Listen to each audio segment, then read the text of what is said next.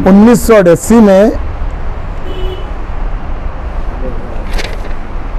मोहम्मद अय्यूब कासिम अली और डॉक्टर रमेश कुमार वीरचंद शाह, इन दोनों में एक व्यवहार हुआ, सौदा पौती हुई, जिसमें वीरचंद शाह ने मोहम्मद अय्यूब कासिम अली को survey number 214/1/2 plot number 53 Ali Akbar hospital के पीछे और गांधी मार्केट से लगकर ये प्लॉट 1988 में दोनों ने आपस में सौदा हुआ। डॉक्टर रमेश कुमार वीरचंद शाह ने उनको लिख के दिया। कुछ अरसे के बाद इनमें कुछ भी मामला पैदा हुआ, डिस्प्यूट पैदा होने की वजह से ये मामला कोर्ट में चले गया। लोअर कोर्ट के अंदर ये मामला जब गया, डॉक्टर रमेश कुमार वीरचंद शाह और मोहम्मद अय्यूब कासिम अली के बीच में, तो यहाँ पर प्लाट का जो फैसला हुआ वो मोहम्मद अय्यूब कासिम अली के हक में हुआ। तो फिर रमेश कुमार जो है वो सेशन कोर्ट में जाते हैं। सेशन कोर्ट के अंदर भी फैसला जो है मोहम्मद अय्यूब कासिम अली के हक में हुआ। उसके बाद 1995 में वो फैसला आया। उसके बाद रमेश कुमार वीरचंद शाह जो है वो हाईकोर्ट चले जाते हैं 1995 में, जिसकी अपील नंबर है 590/95। ये हाईकोर्ट में सेकंड अपील है, उसका नंबर है। मैंने आप लोगों को इसका स्टेटस भी बताया। आज के स्टेटस के अंदर उसमें ये उसका आज का स्टेटस है। हाईकोर्ट का केस अभी भी चालू है।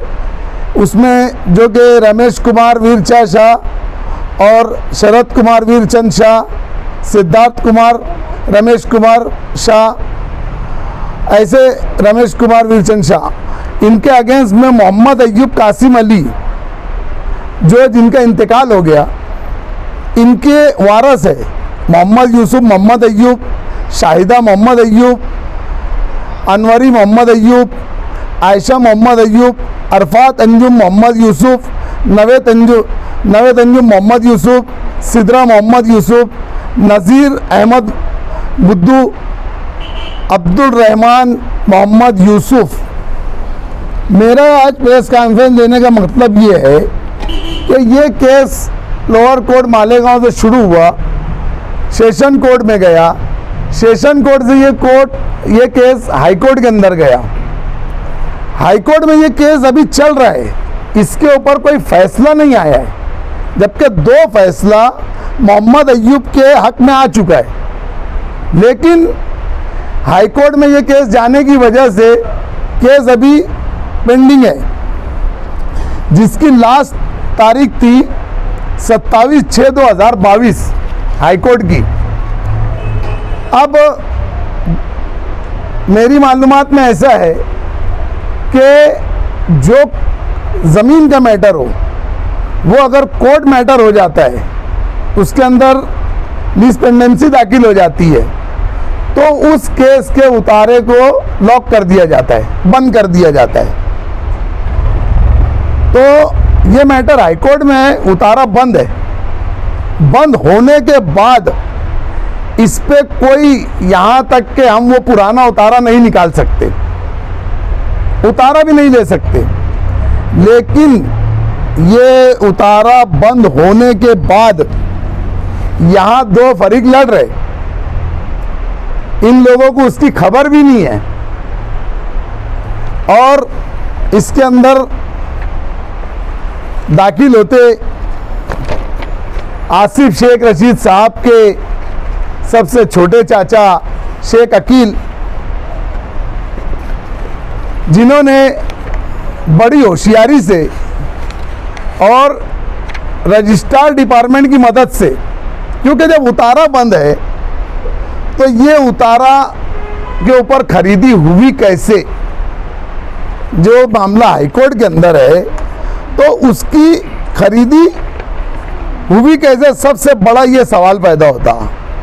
तो 12/12/2022 को अकील शेख रशीद शेख सफ़ी, जैसा कि मैंने बताया जाफर नगर के अंदर उन्होंने बोगस खरीदी करे, सेम वैसे ही मामला इसके अंदर जो है, इन्होंने वो खरीदी बोगस आदमी को खड़े करके वो खरीदी उठा ली, जिसका ये सबूत है। उसके अंदर सबसे पहला नाम है शेख अकील मोहम्मद शफी, आसिफ शेख रशीद के चाचा। दूसरा नाम है शेख रिजवान शेख रशीद, आसिफ शेख रशीद के सबसे छोटे भाई। तीसरा नाम है शेख इब्राहिम शेख जलील, आसिफ शेख रशीद के चचेरे भाई।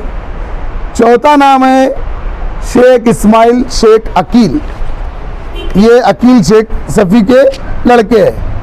तो ये लोग इसी तरीके से गरीब गुरबाओं के मामलात को केस होने के बावजूद, जिन्होंने कंटेम ऑफ कोर्ट हुआ है, ये खरीदी बोगस खरीदी हुई है, ऐसे इनके मामलात है, एक के बाद। अभी जाफर नगर का जो मामला है, उसके बाद ये दूसरा उनका मामला सामने आया। मेरे पास बहुत सारे उनके मामलात है, ये मैं अभी भी जो बता रहा हूँ सबूतों के साथ बता रहा हूँ, कोई 2 नंबर यानी कोई बोगस बात नहीं कर रहा हूँ। हाईकोर्ट के अंदर केस चालू होने के बावजूद ये खरीदी कैसे हुई, इसके अंदर रजिस्ट्रार ऑफिस भी मुलविस है, रजिस्ट्रार ऑफिस के कुछ लोग इसके अंदर मुलविस है, और इनका एक बहुत करीबी आदमी है स्टैम्प वेंडर, जो इन लोगों को बोगस आदमी के आधार कार्ड बना के देता है, पैन कार्ड बना के देता है। जैसे अन्नू भाई है, अन्नू भाई ओरिजिनल है, लेकिन अन्नू भाई की जगह शाहिद भाई को खड़े करके पूरे डॉक्यूमेंट्स जो है अन्नू भाई के नाम पे बना के, इनका एक स्टैम्प वेंडर है, मैं इंशाल्लाह अगले एपिसोड में उसका नाम भी जाहिर करूंगा और वो भी सबूत और प्रूफ के साथ लेके आऊंगा। तो ये इस तरीके से हरकत पूरे शहर में कहीं जगह हो गई है। ये छोटे छोटे प्लॉट भी नहीं छोड़ रहे। आज इस आदमी का इंतकाल हो गया, मोहम्मद अय्यूब कासिम अली का, इन्होंने अपनी ज़िंदगी के 20-25 साल लगा दिए, उसके बाद उनकी औलाद आज केस लड़ रही है, उनकी जमा पूंजी उसमें खर्च हो गई है, लेकिन इन लोगों को किसी चीज़ का एहसास, किसी का दर्द नहीं होता। मैं पूछना चाहता हूँ इन लोगों से, क्या ये गरीब नहीं है कि उनके प्लाट उनको मालूम भी नहीं? वहाँ बाकायदा बोर्ड पर लिखा है, उस प्लाट के ऊपर बोर्ड के ऊपर लिखा है कि खबरदार सर्वे नंबर 214/1/2 प्लाट नंबर 53, इस प्लाट का case Bombay high court second appeal number 590/95 में जारी है, लिहाजा इस मिल्कियत से ताल्लुक से किसी तरह का सौदा या लेन देन न करे, वरना कानूनी कार्रवाई के जिम्मेदार आप खुद होंगे, मार्फत एडवोकेट LC अग्रवाल और वारिस उसके जो है मोहम्मद यूसुफ मोहम्मद अय्यूब। लेकिन आप उसके नीचे ये देख रहे हैं कि ये पहले यही लिखा था, तो उसको उन्होंने मिटा दिया था। तो अब उन्होंने जब दोबारा लिखे और साइड में लिखा गया कि आप CCTV कैमरे की नज़र में है, अभी मैं वहाँ स्पॉट पर जाकर आया, फिर उन्होंने उस पर कलर मार दिया हुआ है। तो ये शहर की गरीब आवाम के साथ इस तरीके से ये घराना उनकी ज़मीनें, उनकी मेहनत की पूंजियों को हड़प कर रहा है। इसके ताल्लुक से हम आवाज़ उठा रहे हैं। और जो पहला मामला मैंने जाफर नगर का जो बोला था कि यार उसमें हम 420 का गुना दाखिल करेंगे इसका, तो उसके अंदर पहले से ही बबलू पवार, रानार बागवान गली नंबर नहीं दिया मालेगांव, इन्होंने पुलिस कंप्लेंट की, लेकिन किसी दबाव की वजह से पुलिस कंप्लेंट नहीं हुई और वो केस चला गया कोर्ट के अंदर। कोर्ट में 156(3) से उन्होंने ऑर्डर लिए प्राइवेट केस दाखिल करने के लिए, जिसकी ऑर्डर हुई है कि उसमें ऐसा बताया गया है कि मेरे जो फिरियादी ने ये बोला है कि मेरे दादा, मेरे अजूबा प्रताप राव पुंजाराव पवार 21 सितंबर 1971 में मैयत हो गई। जब वो 1971 में उनका इंतकाल हो गया जाफर नगर के अंदर, तो फिर वो पिछले महीने कैसे के वहाँ आकर उन्होंने खरीदी दे दी है। तो उसी की कड़ी ये दूसरा एपिसोड भी है, तीसरा एपिसोड में भी यही है कि बोगस आदमी खड़े करके खरीदी ले रहे हैं। और ऐसे इनके कई मामलात है, अनगिनत मामलात है जो हमारे पास मौजूद हो गए, आ गए। हम धीरे धीरे एक एक कर आवाम के सामने लेकर आएंगे। आज प्रेस कॉन्फ्रेंस लेने का हमारा यही मकसद था। उन्होंने खड़े करके उसी उतारे में का एक नाम लाए और बोगस आदमी खड़े करके उसकी भी खरीदी कर ली है। वो आदमी भी बोगस है जिसने खरीदी दे के गया। मैं बता रहा हूँ ना कि ऐसा आदमी उनका मौजूद है, स्टाम्प वेंडर, जो बोगस आधार कार्ड बना के देता, बोगस पैन कार्ड बना के देता और किसी भी आदमी की जगह किसी को भी खड़े कर देता। ये ज़मीन आज जो है गांधी मार्केट से पीछे और अली अकबर, गांधी मार्केट से लग कर अली अकबर हॉस्पिटल के पीछे है ये ज़मीन। ये इसी तरीके से सारे कामकाज कर रहे हैं। अभी मैंने देखा कि आसिफ शेख रशीद साहब कब्रस्तान के ताल्लुक से कुल जमाती तंजीम और तमाम मिली अदारे, मिली तंजीमों के पास गए, रुजू हुए, कब्रस्तान बनना चाहिए। तो मैं तो सबसे पहले बोलूँगा, काबे किस मुंह से जाओगे गालिब, तुमको शर्म मगर क्यों नहीं आती।